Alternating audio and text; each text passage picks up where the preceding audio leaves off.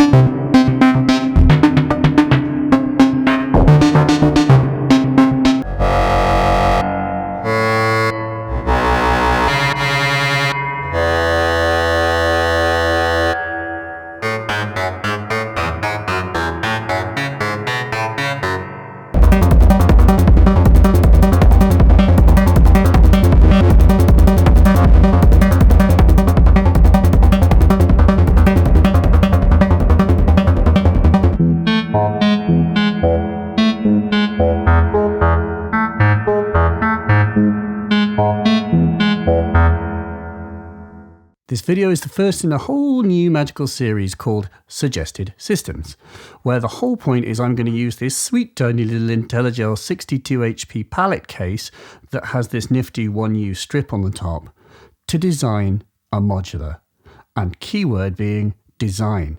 The modulars that I am putting together for this series will each have a very specific purpose, and in the videos you get to see the system and I will talk through the thoughts of why I've designed it in a certain way, and we will actually make sounds with it and I'll demo you the results. The purpose of this series is to get you thinking. There are an insane amount of Eurorack modules out there, and as you well know, it creates buyer's paralysis. It's very, very hard to choose what to get, especially when you begin. And as such, we have this infinity of where do I start posts, because there are an infinity of approaches, but I think it will be super helpful to just show some real-world, concrete examples. And by virtue of being small, it'll actually just be a lot clearer what the hell's doing what in the video. The most important takeaway of the entire series is going to be the idea of purpose. Your modular must have a reason to exist. That is, something specific, be it a musical goal or a sound that it is designed to make. A modular without a design is a money incinerator. So have a plan. I hope that these videos might help you if you don't have one. And also why I would generally give you the advice to say if you're starting out, get a 6 UK, that is to say 2 rows of 84 HP, that is to say a bit wider than this, as your bare minimum buy-in, just for the sake of value and completion. We're going to focus on tiny systems in this. And that's because you can do a hell of a lot with a little, and you will have almost certainly a computer that you can multi-track your modular with. So maybe 62 HP is actually all you need. Suggested System 1. Limitations. Now, if you own a music easel, you're probably already clicking report video for abuse. The Buchla Music Easel is a one-of-a-kind instrument made in the early 70s by acid-dipped West Coast pioneer and legend Don Buchla and his mysterious associates. The music easel was invented pretty much at the same time as the Mini Moog. And despite having nearly the same objective, the two approaches really couldn't be more different.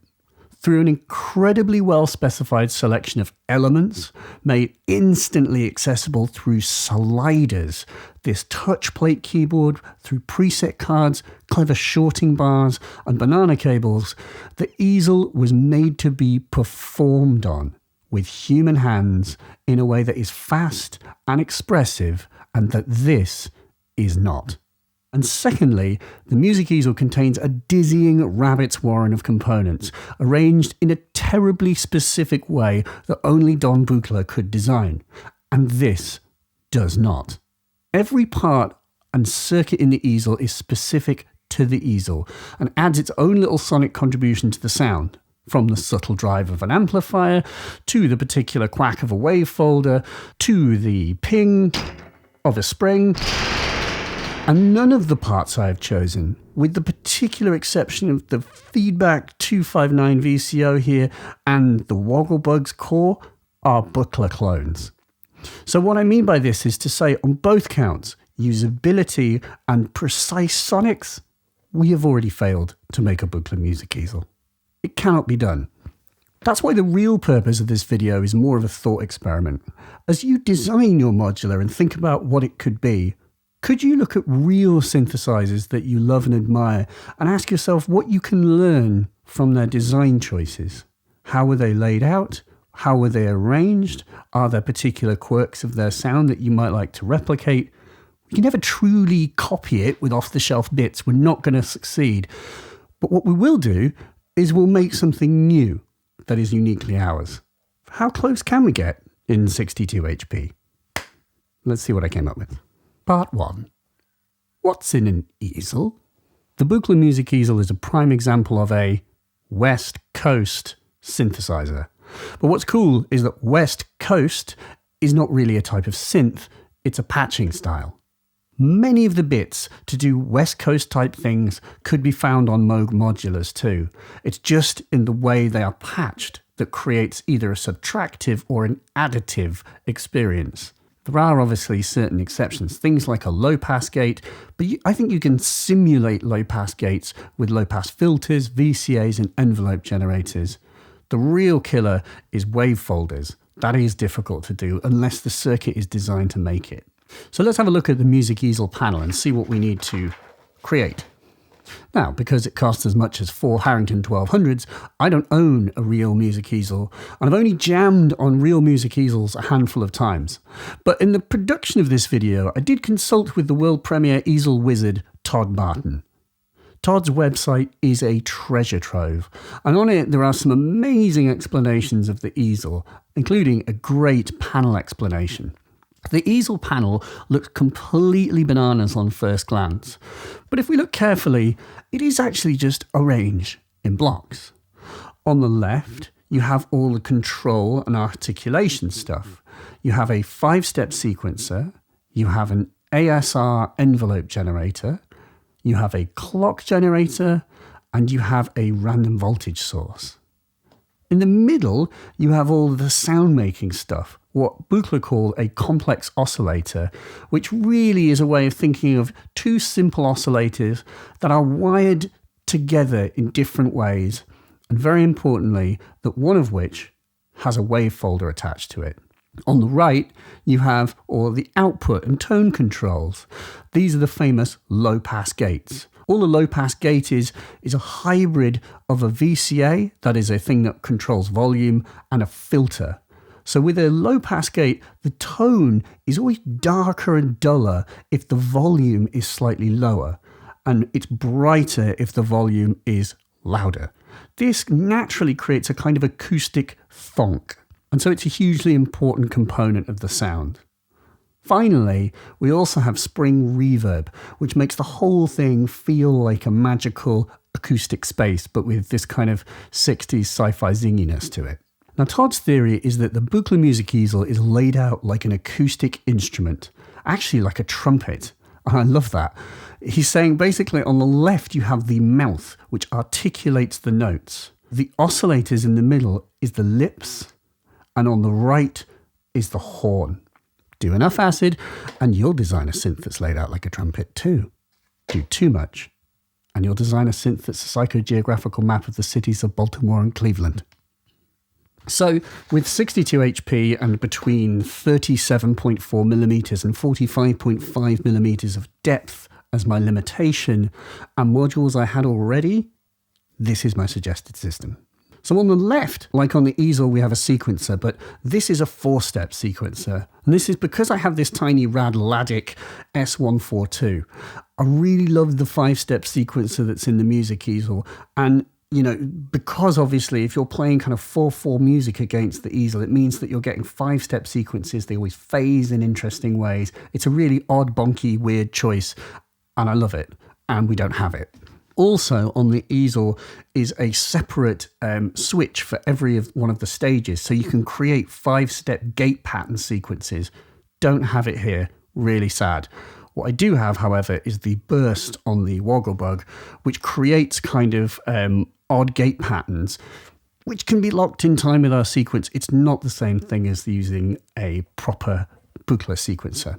What would be more appropriate would be using like a Ladik S180 or S182 and a clock divider, because that would allow us to reset the sequencer at 3, 4, and 5-step sequence intervals, and be more like the easel sequencer in that regard, because you also have buttons you could program gate patterns. Note, however, they would not fit in this case, as they are too deep and too wide. So we have this, and we accept limitations. Next thing is a random voltage source. Apparently, the 4-way outputs on the easel, which are all random voltage generators, are actually all outputting different voltages. Most importantly, though, they are held voltages per step. That is, they hold their value until they are triggered, and they're not truly random. There is a kind of design at play which creates a sort of musical cadence to their randomness. That is a really hugely important point. Now, on the affordable end, Dupfer, fathers of Eurorack, make an A1491 source of uncertainty, which is based on the Buchla 100 series module, which is also not what is in the easel as far as I'm aware. But that module is both too deep to fit and I don't own it. But what is not at all too deep, and which I do own, is the Make Noise Wogglebug. Itself a version of the Richter Weird Wired Wogglebug, which is itself a version of the source of uncertainty. So this is a random voltage source that's Buchla-y, but it's not the easel's randomness circuit, and I only have one of it.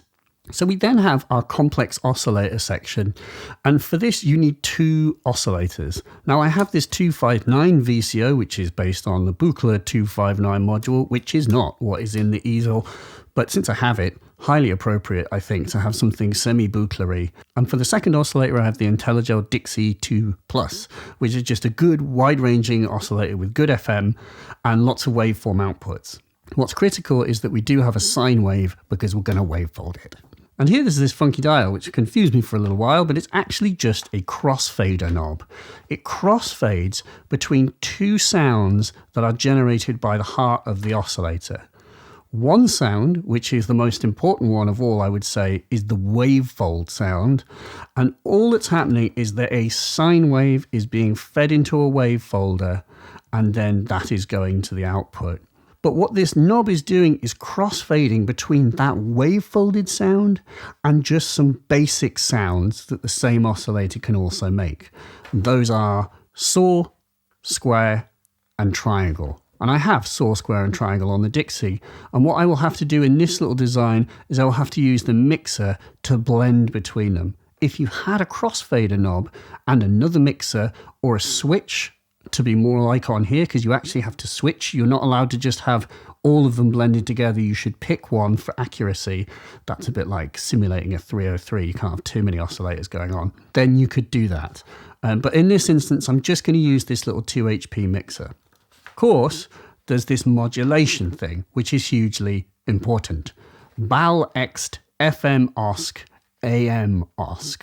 And so BAL Ext is in fact an external input to the oscillator, allowing you to play other things in and mangle the oscillator with external sounds. We're not going to mess with that. We're more interested in FM OSC and AM OSC.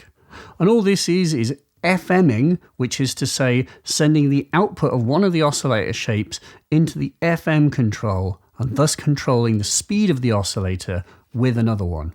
That is FM synthesis, which this can do. And the other, AM OSC, is simply letting one oscillator control the volume of another, which has a kind of ring-modded sound. So FM is one oscillator controls the pitch of another oscillator. AM, one oscillator controls the volume. We can totally set this up. We have to use some of this extra stuff up here to do it. I've got a VCA here, and I've got these knobs, which will allow me to control how I'm sending things elsewhere.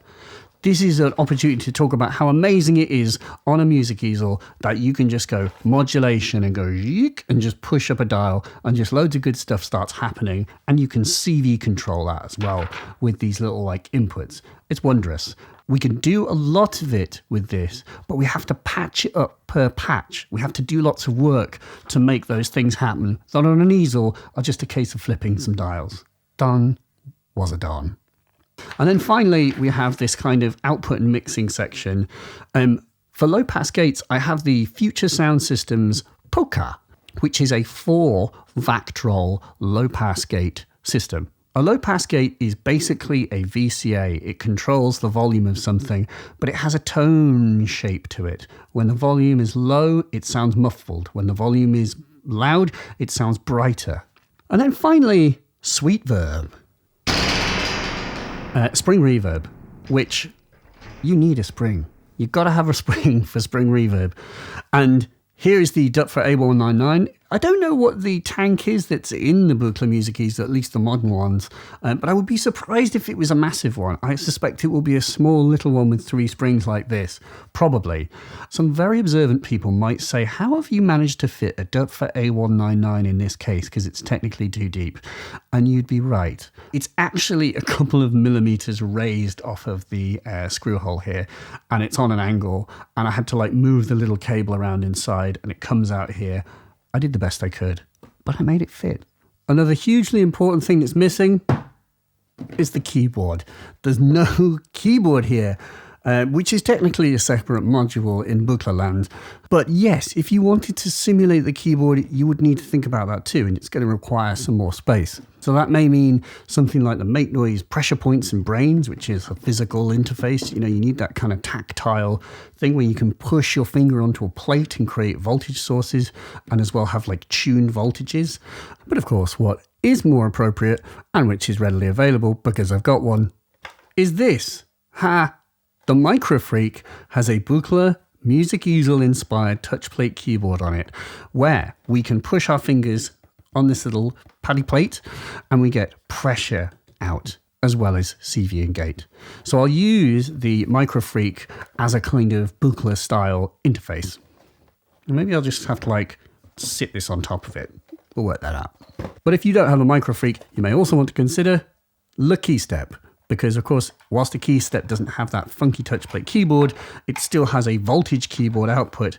And also, you can program the mod output to be aftertouch. So you can push harder on these keys and get CV out like you can on a music easel. Enough talk. Let's make sounds. The core of this is this idea of a complex oscillator. So let's start with just the basic sound. And I will do this on camera. I'm going to take the sine wave output of the second oscillator, feed it into the input. And by the way, I'm using the WMD-SSF Ultrafold, which is a wave folder which has got a really sweet tone. And then I will go into a mixer, and I will go from the mixer's output into the low pass gate. I will go out from the low pass gate into the spring verb. So obviously this is totally silent, and it's because I need to raise the volume of the low pass gate. So I'm going to feed it a CV from this knob here. So these little knobs here can control the amount of a signal that you plug into the input, or by themselves, they can just create a voltage. So I can use them as a way of turning up the control here, itself a version of pushing up the fader on an easel. There we go. So we've got a sine wave through spring reverb. But then of course the core sound is wave folding. So wave folding is simply taking a simple wave and folding it And that's the sound, like the core Buchla-iness. Wavefolders are so unique and so wonderful. Whilst the low pass gate has a filtery quality to it, we aren't using filters, we're creating complex sounds from the ground up, starting with simple ones. So then to take this a step closer to the actual design, remember we've got this like timbre knob somewhere here. About there in the unit. So what I'll do is I'll just patch like the saw oscillator, turn up this, and then that's the saw. And I can then blend that with the sine.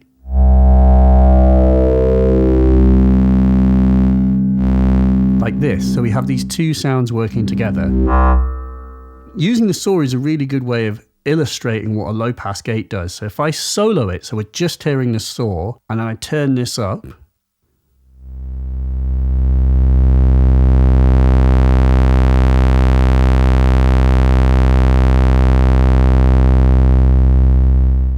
you can hear as I turn this dial down, there's a kind of muffling.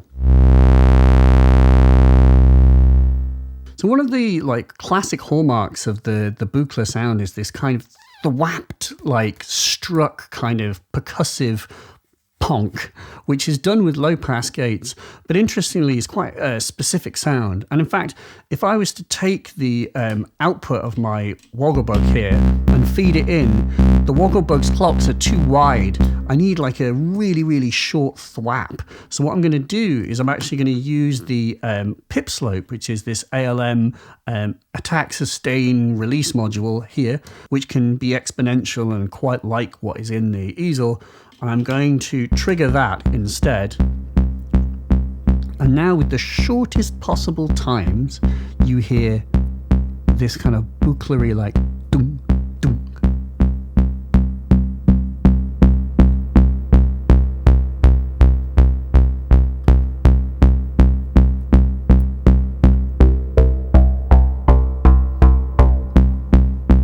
That.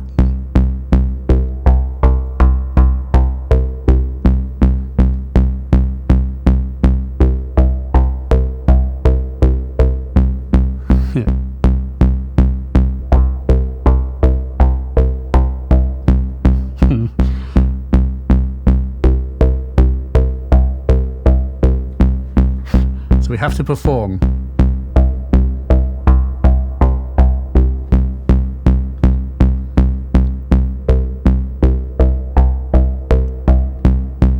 Wicked.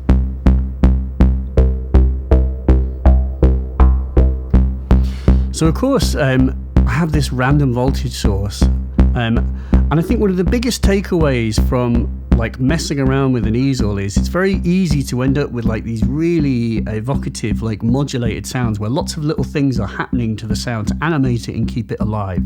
And in this kind of design, in a modular especially, nothing or very little comes for free. We actually have to patch things in to make interesting things happen. So we're going to have to work hard to create this kind of animation.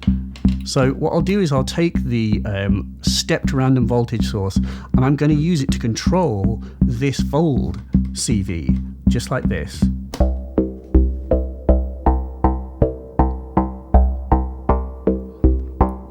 And if you have the benefit of sight, you will be able to see that there's a little window that is brighter or darker, showing the random voltage that this is creating.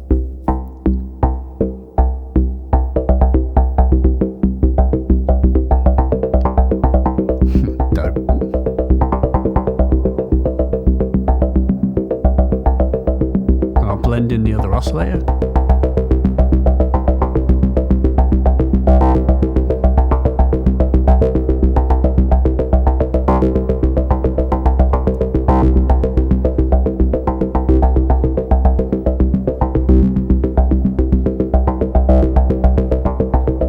We can control the sort of height and weirdness of the Wogglebug with this control here, which is ego and id. With a high id, it does lots of like jumpy oddness. Turn the id down, you can hear it sort of it falls away. It's really weird.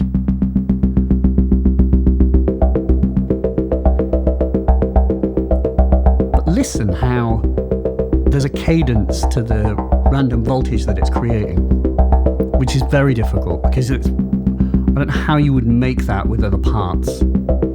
It's unique to the circuit, although of course the circuit itself is just kind of like a little modular synth, I'm sure. Perhaps it can be done. I'm sure clever people have worked it out. But the spirit of the design is to have a random voltage source that has personality.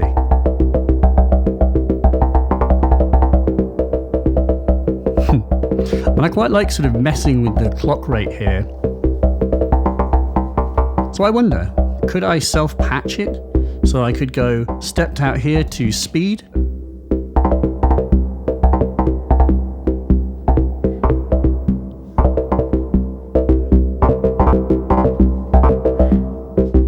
So now the random voltage is controlling its own rate.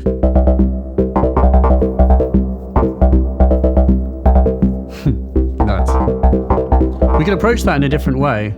So we could also say, could the random voltage be controlling the sequencer in some way? So if I feed the random voltage into the sequencer with a higher id, when a certain voltage is passed, it will tell a sequencer to trigger forward. Sequencers are going to require some kind of input voltage to move them on to the next step, and it's going to fail to do that consistently every time. And then what I could do is use that sequencer to do something. So for example, I could use the sequencer to control the speed of this.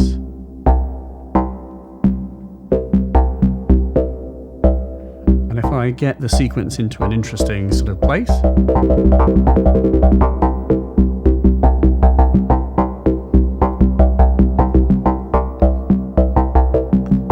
wicked. We get this kind of like lilting but repeatable like rate chaos. So then let's get the second oscillator in play. On the real easel we have a switch to pick what wave we're hearing. Saw for a bit more brightness. I'll turn this up.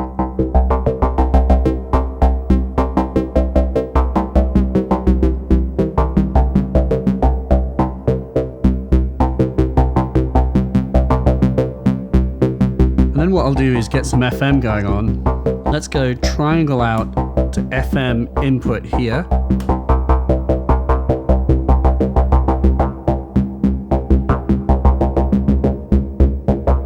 And then let's take this and let's run this through one of these dials, and that's going to let me rein in the amount of this that I'm sending in. And now it would be nice to control this second oscillator so it didn't play every single step. So what I'll do is I'll use the output of the sequencer.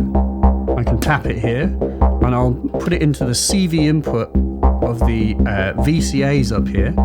And then I'm going to run the output of the oscillator into the VCA, and then the output of the VCA back into the mixer, and then turn it up.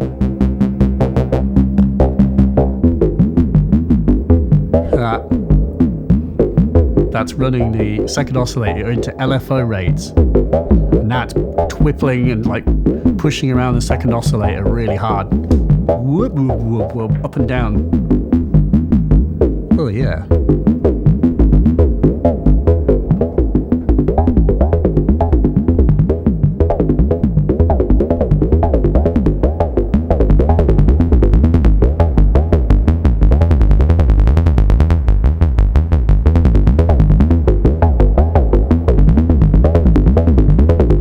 Finally, we should get some kind of pitch stuff going on.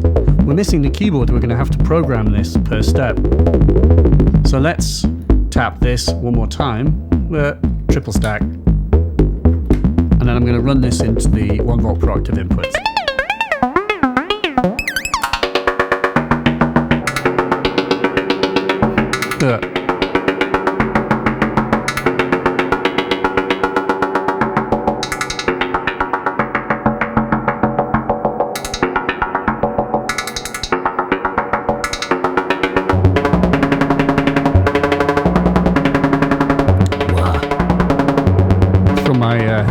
challenging new movie soundtrack.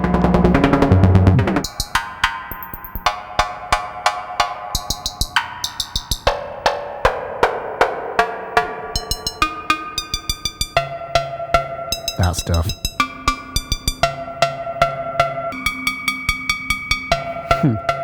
Yeah.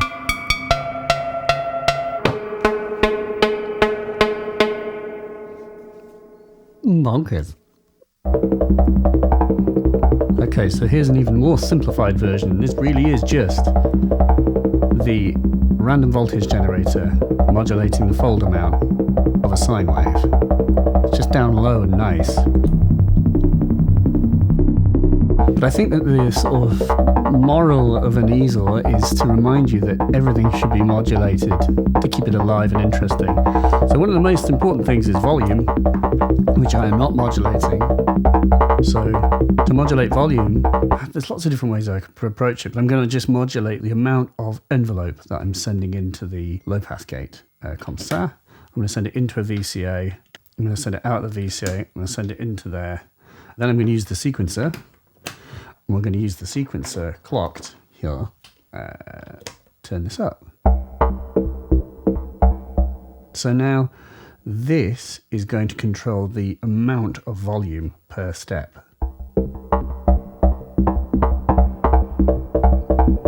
Velocity.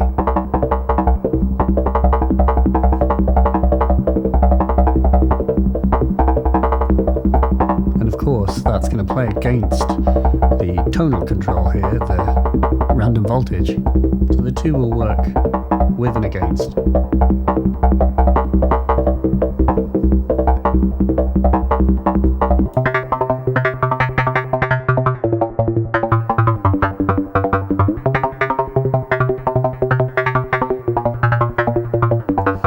Almost. Yeah.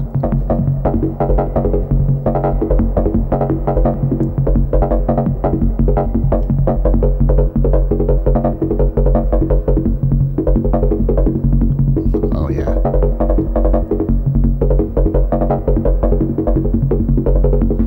That's nice.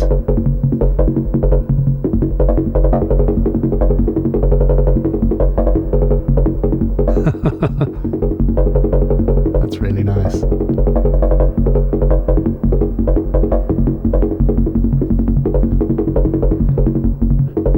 Creating a little broken sequence and then turning up that step to make it free run.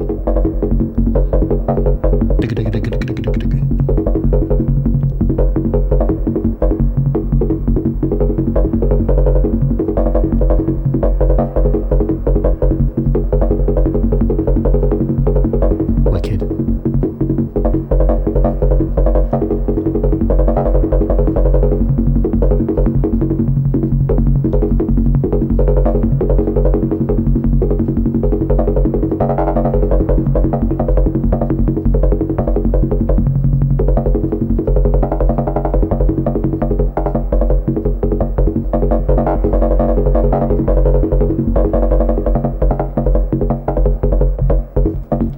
More FM?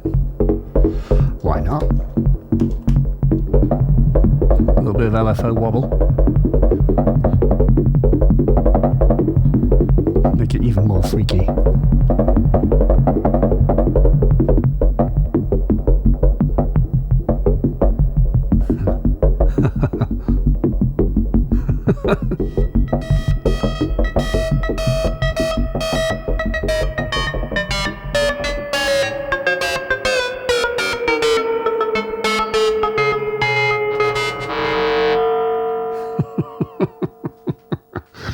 Yeah, mate. So that's enough squonky bonks. Let's do some more musical things. And to do this, obviously, we're going to need a keyboard like you have on the real thing. So I'm going to use the MicroFreak and has CV, gate, and pressure outputs on it. It's perfect for this job.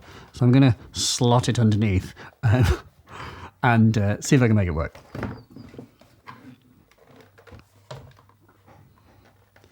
Look at that. Textbook.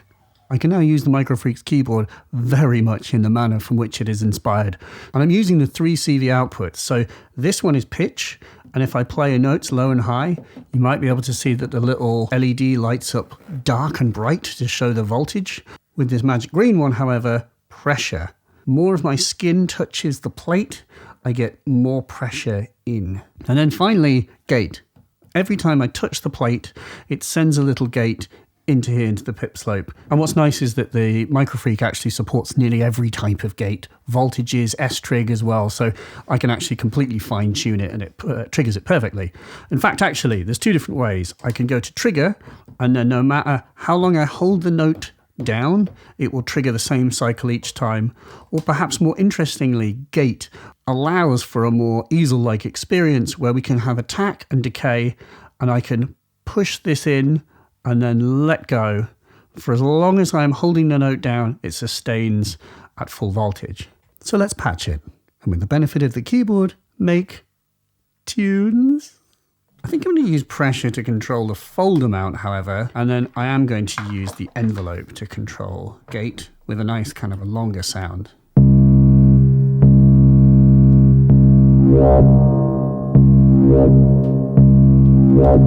I want to play this like a melody, so let's take pitch, and then we're going to feed pitch into the 1 volt per octave of the oscillator and then tune it.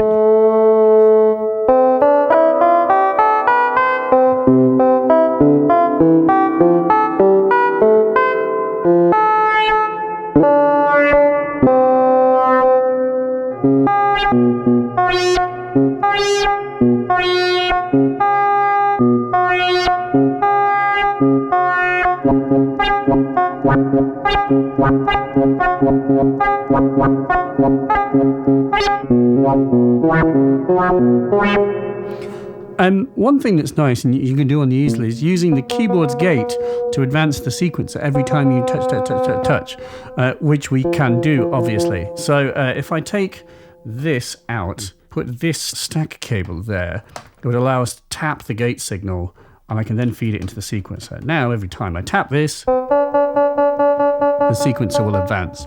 Let's, instead of using the pressure to control fold, let's use the sequencer to control fold so that we get an interesting fold amount every time.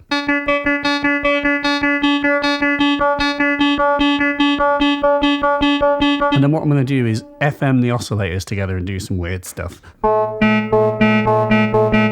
then I'm going to need to mult the pitch. I can make a copy here on my multiple, and then so that pitch is being tracked here too.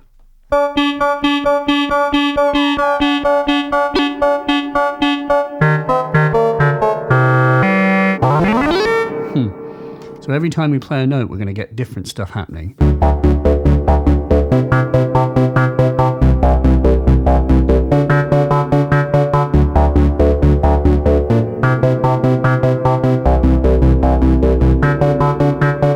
Orbital vibes. Nice. So nice.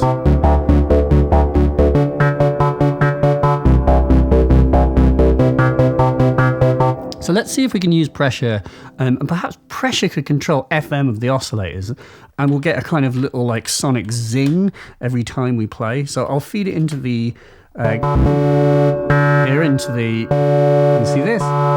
So the VCA is lighting up, and then I'm going to control, I need to output, say, the triangle into the VCA, and then output the VCA into the FM input of Dixie 2, and then if I turn this up loud, like that.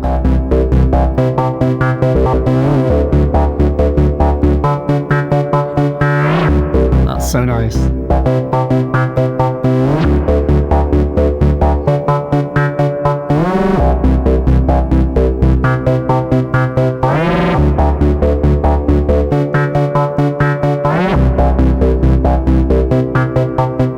I forgot to use my random voltage generator. What I could use that for, perhaps I could go out from that into the VCA. Oh my god, this patch is getting deep. I'm going to send the square output from here into the VCA, then out from the VCA. Oh my god, there's so many wires. Into two. Turn that right up. So.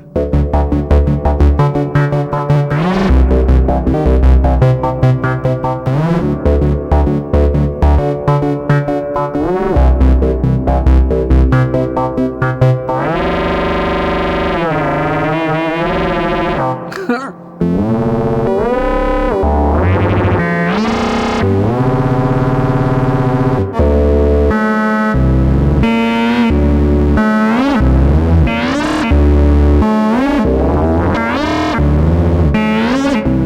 a good sound, like 5th kind of vibe.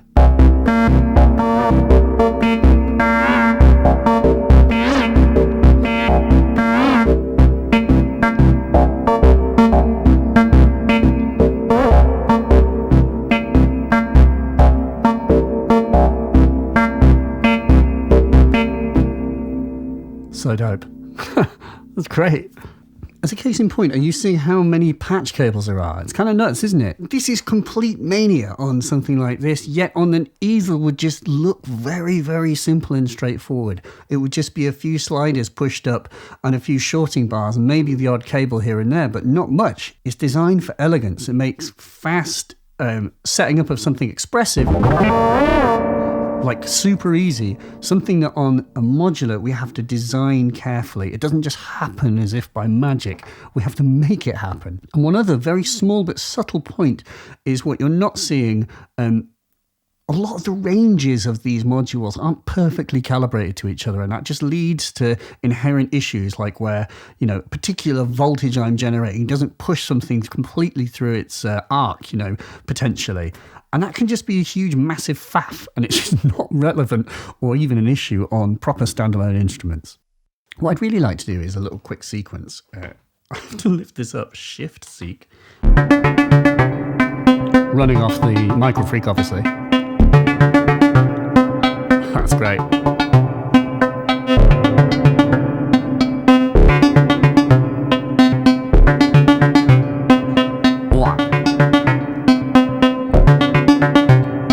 So we've lost pressure because we're not playing the keyboard anymore, but I can use my knobs here, these ones, with nothing plugged into the input to control FM amount, like the sliders on the Buchla.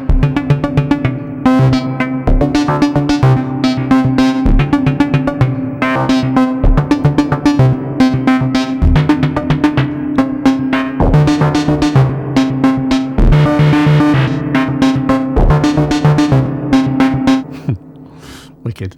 There is an arpeggiator on the actual easel, so maybe we should try and engage the arp.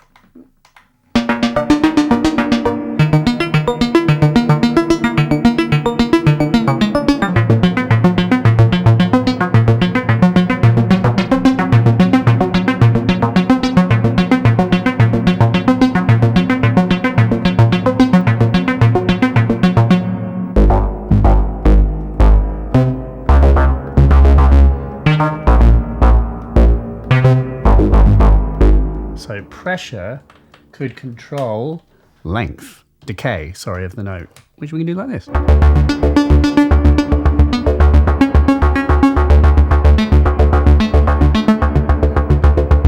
So plucky or long,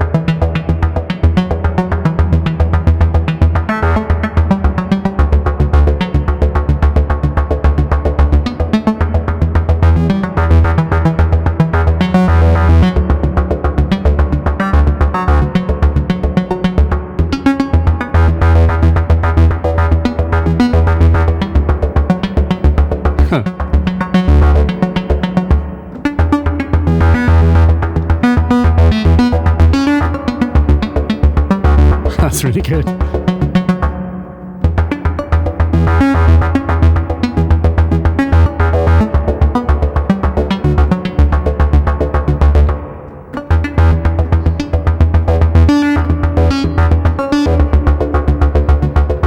It's like a trick of mashing my finger. Or not.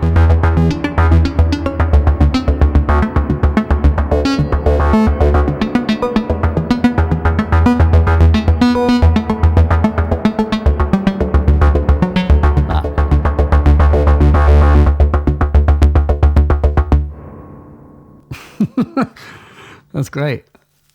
This is a nice sound.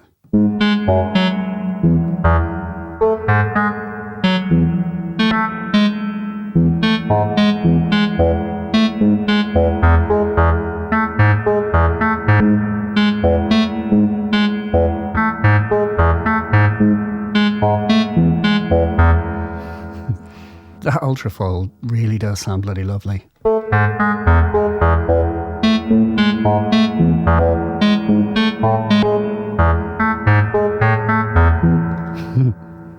Yeah.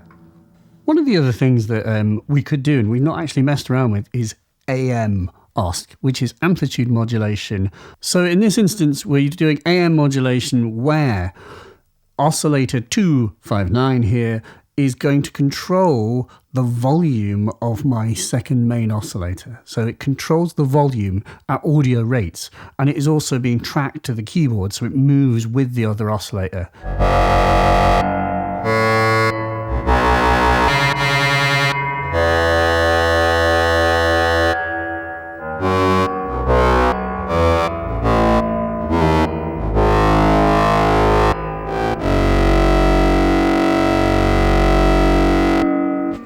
Sounds super doomful.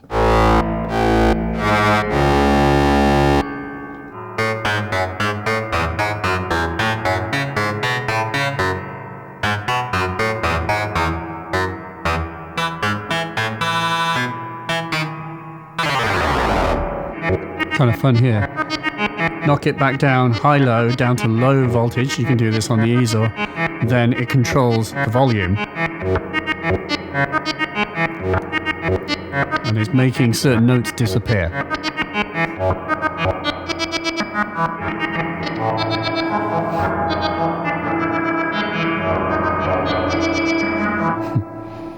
Nuts. Okay. In this final example, Techno, which tends to be what I've done with the easel when I actually get one to mess around with. Making weird sequences, and in this instance, let's make a weird sequence. I have the yellow cables denoting control voltages, the red doing audio, and my friend, the DrumBrute.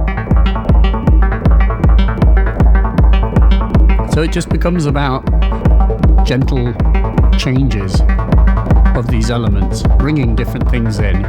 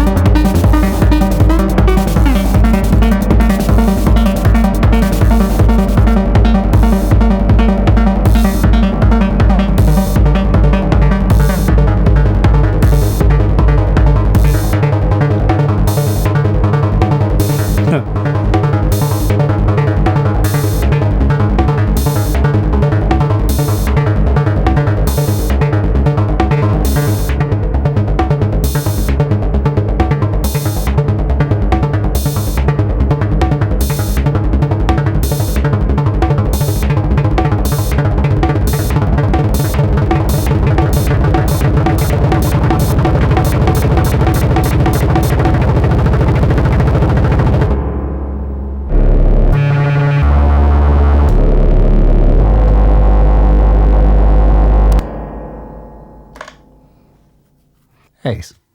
Well, friend, I think that just about concludes our tour of a pseudo Buchla Music Easel out of a tiny little 62 HP palette case.